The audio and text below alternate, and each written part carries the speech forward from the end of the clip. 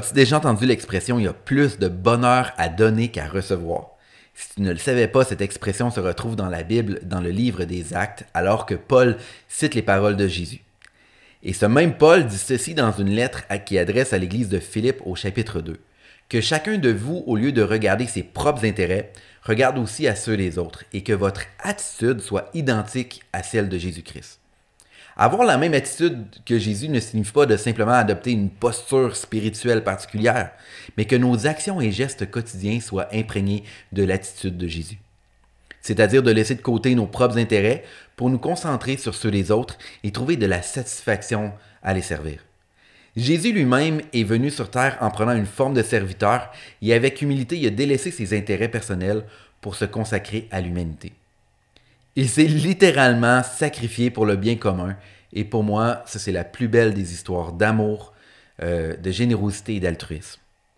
Ainsi, si nous désirons voir l'attitude de Jésus, il est crucial que nous développions notre réflexe à servir les autres. Imaginez ça comme un muscle à développer. Les premières fois que tu fais de nouveaux exercices, c'est peut-être inconfortable, peut-être que le lendemain, tu auras quelques courbatures, mais plus tu effectues les exercices, les mouvements deviennent habituels et naturels, l'inconfort disparaît, et qu'est-ce qu'il reste? Les bénéfices. Par le fait même, lorsque nous prenons l'habitude de regarder au-delà de nos propres préoccupations pour nous consacrer sur les besoins des autres, nous renforçons notre capacité à servir. Et quand nous réalisons que c'est la volonté divine de nous élever mutuellement et que c'est ainsi que Dieu a créé l'humanité, pour que nous soyons tous interdépendants les uns des autres, on trouve alors une grande joie à voir les autres avoir du succès.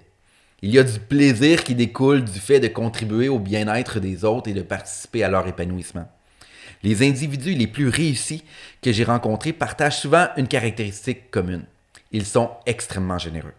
Ils trouvent une immense joie à élever les autres et à célébrer leur succès. Ils ne voient pas le succès comme une ressource limitée à conserver, mais plutôt comme une opportunité de partager leur influence, leurs ressources, leurs opportunités, tout ça pour faire briller les autres.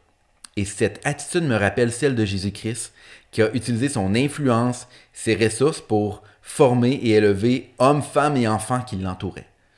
En suivant cet exemple, nous pouvons créer un cycle où le succès de chacun devient le succès de tous.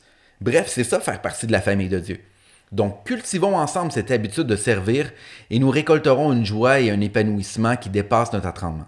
C'était Pasteur Samuel pour Souffle de vie, les 3 minutes qui peuvent tout changer.